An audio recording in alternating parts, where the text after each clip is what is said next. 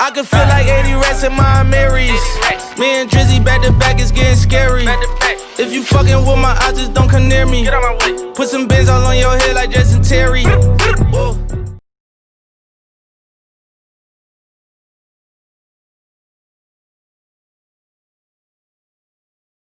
Let's get it. Merry, hey, Merry Christmas. Let's get it. Episode 203, man. 203, man. Merry Christmas to all. Hey, to all good wishes, man, on this lovely holiday.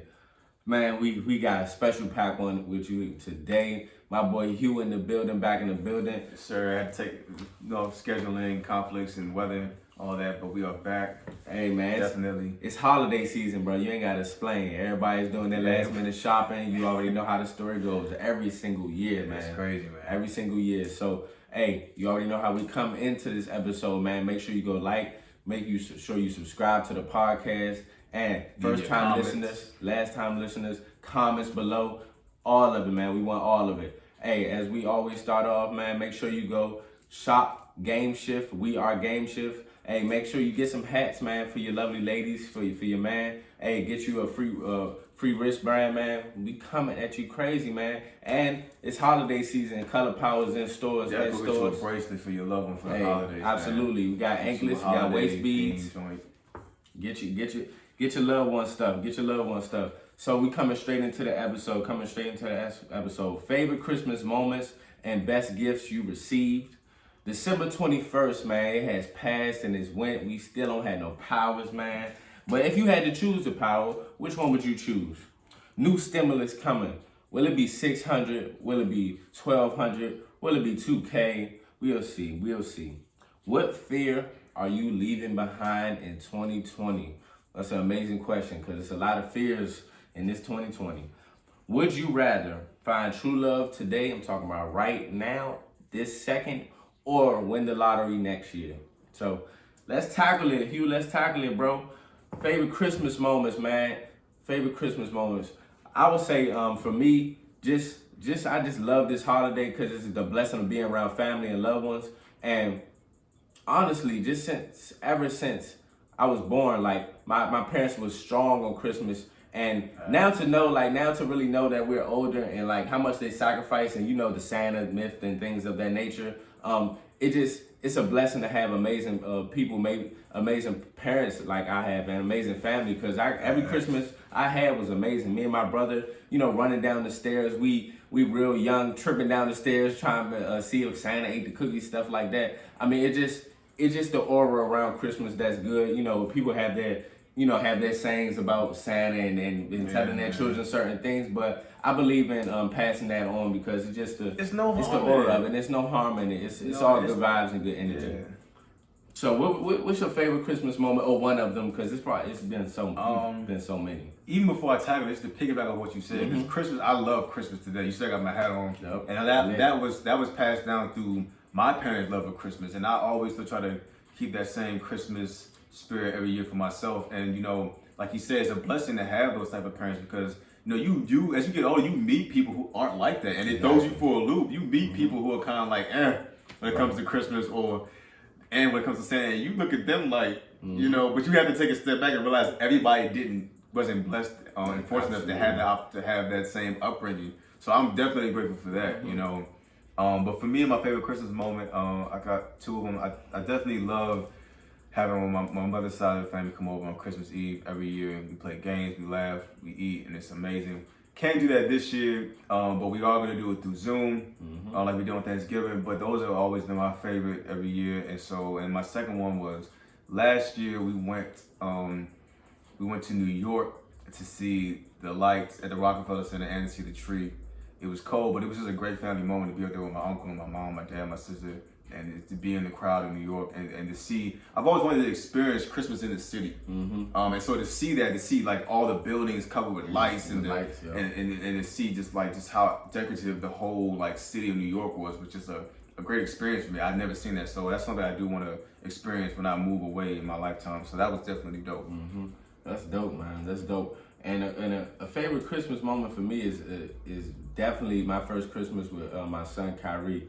And like I said, it's so crazy when you have a child because you get to experience everything that your parents experienced. Yeah. Within that love and care and wanting to give your child the world, rightfully so. And also to Hugh's point, you gotta be mindful that everybody didn't grow up in a 2-parent household. Everybody didn't grow up with their parents. Have grandparents. So situations may be like different. Christmas, Exactly. Situations may be different, but just the love in the air for this holiday, man, it's a blessing.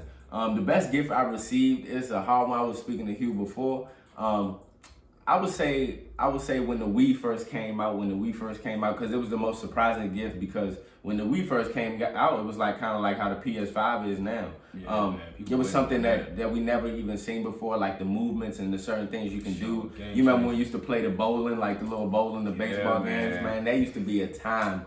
So I would say like the Wii, but I have many more, but like that was one of the ones I was like, real surprised over. Yeah. For me, I gotta go with the PS4, and not for like expensive reasons, but for so I remember being at school and having a PS3 and wanting to play, and my favorite superhero was Batman, and so there was the third installment in the Arkham series of Arkham Knight, and it was the only one for the PS4, and I didn't have one, so I would just sit in my room and just watch gameplay of it just forever in my dorm room, just wanting a PS4 so bad, so I could play that game. And it was around Thanksgiving, and my mother asked what I wanted, and of course I put that on my list. And it was Thanksgiving, and I think my dad told her that I wasn't coming home when I was coming home. I think he told her I was gonna be there like day before Thanksgiving, something like that. So, but we lied to her. She wanted to surprise us. So I came home on time for Christmas break, and I came home that night, and she was asleep, and so I tapped her on the shoulder. And she's looking at me crazy because she can't really see. She's not expecting to see me, and she just freaked out. She did not expect to see me, and so she was actually so excited to see me that she gave me my PS4 right then and there. That's dope. My father said, "You weren't supposed to do that till Christmas," but she was just so happy to see me. So that's why that was like my best gift, because I got it early, and everything that led up to it, how bad I wanted it. How the fact I could surprise my mom to the point where she just wanted to just hand it to me immediately. So I'm always remember that. That was definitely the best gift I got. That's dope, man. That's dope. And the sentimental value, and that's what I love about Christmas. Just the family, the aura around it. It's just really good feelings, good energy. Like that's just beautiful to hear, man. Beautiful to hear. Thanks, man. So next, man, speaking on it, December 21st, man, it is came and gone, man. I don't feel no different, but man. I already know that in the optics, we were really just playing around because, just at the end of the day, it's come on now, like what are the odds of that? Yeah, but Twitter was hilarious. But but just like the optics around it, we can laugh and have humor around it. So it's dope. It's a good conversation to have regardless of anything. So. What would your power be though if you were to have one though? I'm gonna say the same thing I've been saying leading up to this. I want to be a jumper. Y'all remember that movie? Y'all remember that movie Jumper? The dude could teleport. Yes. Okay. Yeah, with Samuel Jackson. Okay. That's what that I would do that because I wouldn't rob banks, but to be able to travel wherever you want. It's lit. Like I could have breakfast in Egypt if I want, or I could take a vacation wherever I want. That would just be. And dope. It don't get no better than that. I don't think a power could be. Honestly, I don't think too many powers are better than that. Because man. If you want to be honest, traveling is one of the best and greatest experience in life that we have. Just to see other aspects of life. And just imagine how you feel. What if you leave the house without your keys, or somebody forgot something? You could just, what I'm saying? And it's small things, like you just said. It's little things like things. that. Like you could I would be a jumper. And you don't need to have to use gas. It's just so many things that alludes to that. I would say that too, and I would also allude to being able to, just in the sense of like all these things going on, I would say be able to heal. Be able to heal like the Wolverine type of heal because you just never know what's going to happen to your body, man. People take their health for granted. And that's just reality of the situation. So I would say the ability to heal, and the ability to transport. Those my two especially. I would say invisible and mind reading, but those two I just feel like that it's a tricky thing, especially with mind reading. Like you don't want to read everybody's mind because like honestly, somebody will probably be thinking nasty about you, but at least you know not to mess with that person. But at the end of the day, it's like reading. It's like going through a girl's phone or something like exactly. that. Or it's going like through a going partner's through phone. It's like the unseen. You don't wanna put that. You don't wanna put that energy out there. You don't Some want to things do are better it. off not knowing. Hey, honestly, and that's just the truth of the matter. Man, oh man, new stimulus coming, bro. New stimulus coming. Will it be 600? Will it be 1,200? Will it be 2K? Will it be 5,000? I'm gonna be honest with you. I'm so frustrated about this situation, and then just honestly, our government, because if you really look around the world, everybody's receiving money weekly and things of that nature. We've just been put on the island by ourselves, or and just fighting amongst ourselves, because this been what, since March, April, that the stimulus was sent out. Yeah. It's a $1,200 stimulus, bro. We've been going through this pandemic for 8 to 9 months now. It's a lot of families out here that are struggling. It's a lot of people that have went homeless. There's a lot of people that got evicted from their homes, man. So it's really terrible that we have to sit here and settle for $600 to $1,200 or $2,000 when we work all the time. It's a lot of 9-to-5s out here. It's a lot of entrepreneurs out here. It's a lot of people that's putting back into this economy. No matter what, if you're an entrepreneur or not, you have to still pay taxes. Yeah, you gotta pay some taxes. And we pay all these taxes year in, year out, year in, year out. And for us to just receive a $1,200 stimulus it's a spit in the face. The one time $1,200. Not even like a monthly joint. So now they're discussing $600. Like, it's like, honestly, in a household and you don't know who they have children, what is $600 gonna do? Because I know it's money. At the end of the day, you have people that have less. So we're not trying to sit here and desensitize the situation. Yeah. But at the end of the day, we are in America. The economy needs to be jumping and needs to be at a certain place and a certain level, and you can't have that if you don't have people buying into the economy or buying into certain businesses. That's just the reality of it. Or taking care of the people. And that's how the recession or a Great Depression can happen. And it's just crazy because, and you see it still going on, that we don't have control of this. We're not in control. Vaccines out, that's cool, that's good. But at the end of the day, we have lost 300,000 lives in America alone over COVID-19. So it's really just distasteful, and also you wouldn't have so many people going out and hustling and doing certain things if they gave us a stimulus that we rightfully so deserve. Exactly. Because people out here struggling, bro, and honestly and sadly, but so a lot of people have went out and sacrificed their livelihood because they needed a buck. Exactly. During these times. So in my opinion, it should be over 2,000. It should be. I feel like the necessary amount should be 5,000, to where people can actually, okay, I got this 5. I can either flip it or I can do some things of that nature or of that way. And I'm talking about flipping it in positive ways, investing in something, doing something with your business, doing something positive with that money. Because at the end of the day, this economy, it's not looking good. It's not looking good. So what do you think, man? What do you think is a good price value for a stimulus right now? I mean, we definitely need, if you're talking about a one-time payment, you definitely need like five stacks, something like that. The 2,000 is cool if you giving that to families every month. Right. 2,000 is cool. Right. But if you're talking about a one-time payment like it was last time, it's five. It needs to be $5,000. The issue is the government is supposed to be in place to take care of the country. And it's like, I feel like there's too many people within the government that care about their own pockets. Mm-hmm. And it's like, dude, it does you no good if you don't have a country. Yeah. If you don't have people and places to spend this money on. Like, it does. Like, what good is it for your pockets to be good if you don't have a country to spend the money in? Mm-hmm. You don't have people who make the things that you want to buy, or the food that you want to eat, or the houses that you want to live in. Mm-hmm. Those folks exist, and those folks have families, and they need to be taken care of. They need money in order to keep those businesses going, for you to spend money on their stuff anyway. Absolutely. So it's like, what good does it do you? And your job is to take care of the folks within the country as the government. And right now, you guys are doing a poor job of that. It makes no sense for us to have to argue for months and come up with $600. Like, I don't know who thought that was okay. I never thought I'd be saying this, but shout out Donald Trump for trying to raise it to $2,000.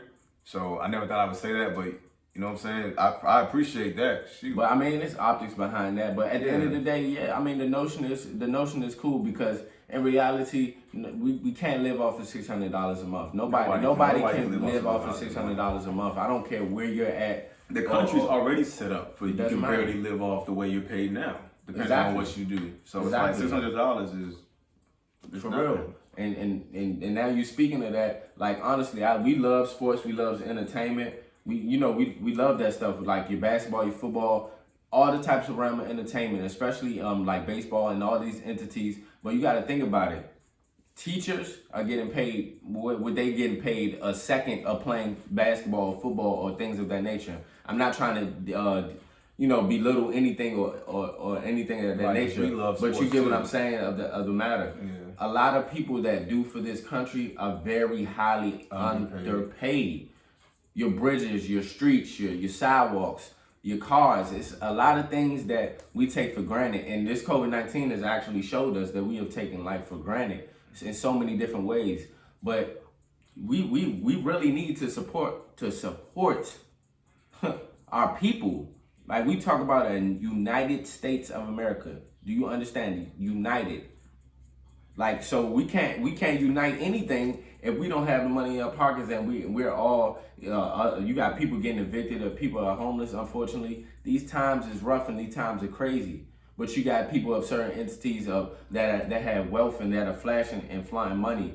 Yeah, like giving out small business loans to people like Joel Osteen. Like, man, and that's why I said his congregation didn't get a dollar. Exactly, because that's why I said about Trump thing. It's the optics around it. Because at the end of the day, what he did in office was only make the wealthy wealthier. Exactly. You know what I'm saying? He didn't give the poor or the middle class anything for real. Like honestly, the wealthy during this time of this COVID pandemic have got wealthier. Yep. Jeff Bezos is about to be a trillionaire.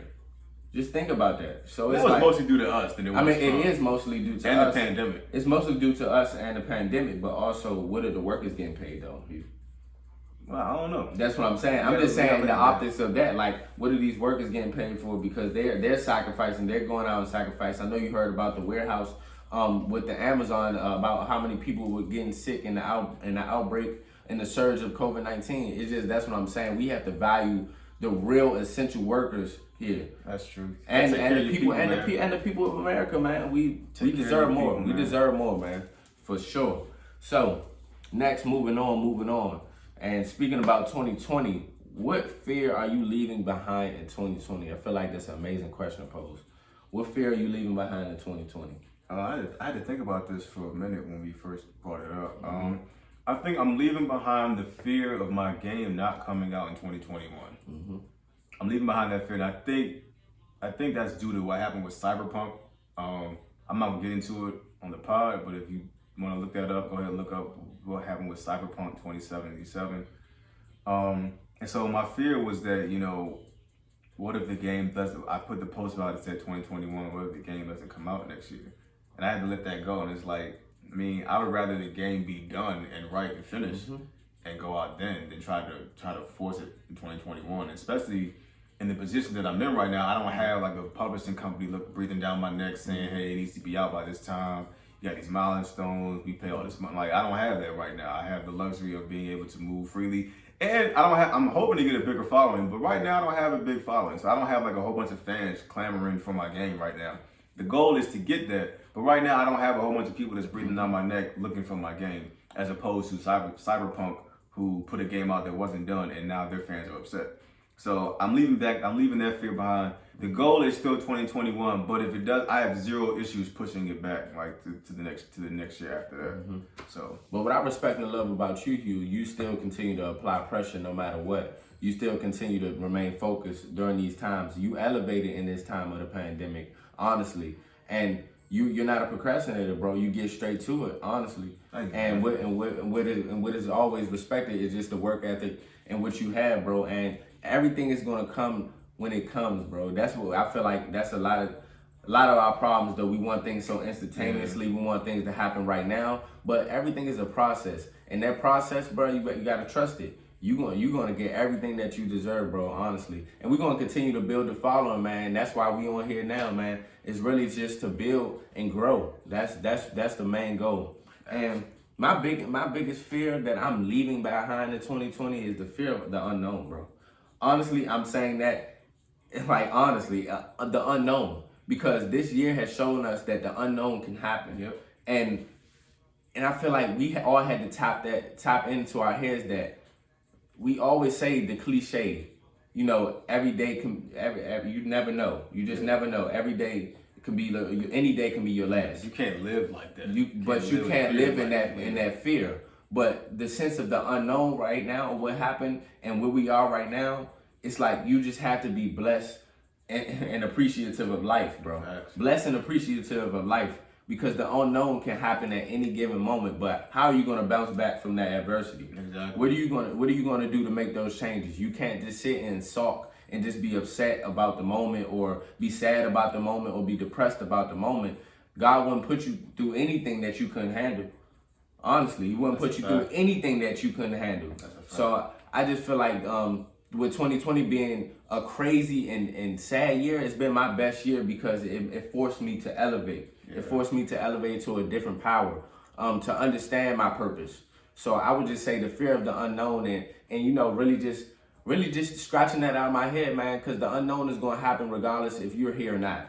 So you had to make the best of it. So I would definitely say the fear of the unknown. I'm leaving that behind in 2020, man. We big steppers.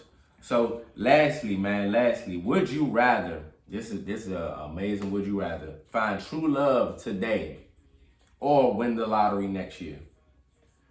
I thought I had an immediate answer, and then I just thought about it. But I think I'm gonna still go with. Dang, I thought I had it. Go first. I'm thinking about it. I got you for sure. I would say, for me personally, I would say win the lottery next year. The only reason I say not find my true love today is because what a lot of people do in relationships and before they get in relationships, bro, is they're not mentally good with themselves. Yeah. If you're not mentally good with yourself and you're not in a place to really sacrifice and give to a partner, then you shouldn't be involved in that situation. Exactly. And that's just the situation I'm in. It's not saying that I'm mentally wrong or anything. And I feel like this in the Black community, we need to have these discussions about our mental and have these talks before you get in a partnership, relationship, or situationship, because you don't want to mess anybody else, process up either. So I would say win the lottery next year, just because mentally I'm not in the space of trying to be in a relationship. If it comes, it comes, and if it comes naturally and genuine. Yeah. So I would say win the lottery next year for me personally. But true love, before I go, true love is very hard to find. So this is why it's a tough question.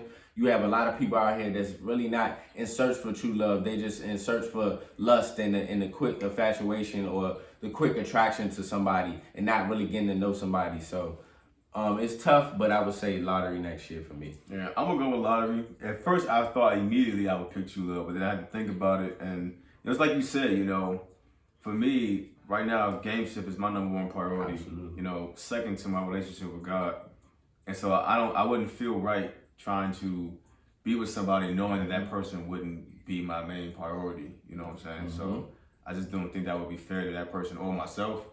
So, yeah, at first I definitely wanted to pick true love, but looking back on it, I'd rather win the lottery and put it back into what I'm doing, and and just trust that everything else romantically will fall in place. Mm-hmm. So, and that's the other thing too about the true love thing. People just think love just comes, just comes to you. No, you have to actually have a bond with the person. I do believe in love at first sight, but I do believe in communication. I do believe in actually standing on your word. I do believe in honestly building up to this pyramid, because it's steps that you have to go through in order to be with a person. To be honest, bro. To be honest, love can come and go, but your happiness is more important than love. Yeah. So if you're not happy, it's so many toxic relationships and y'all are truly in love, but guess what? The happiness is not there. So honestly, I feel like that was definitely a good question, but I would, we both gonna say win the lottery next year. You know what I'm saying? Then we can really invest, and then we can really be in a good place to find our true love. You know what I'm saying? So it's all about the process. But hey, man, Merry Christmas to all, man. Merry Christmas, man. Hey. Hope y'all get everything y'all want under y'all tree. Absolutely. And all that, man. Absolutely. Much blessings, much love. Make sure you go follow and you go buy. We are Game Shift. Check up top is coming 2021. 2021, we out here, man. So just look forward to that, man. The new year is coming very soon. See y'all in the new year, man. See y'all in the new year. Thursday, every 5 p.m. Eastern time, man. Make sure you go shop Color Power. Sure. Get your loved ones some, some new jewelry and accessories, and we out, man. Much love. Merry Christmas.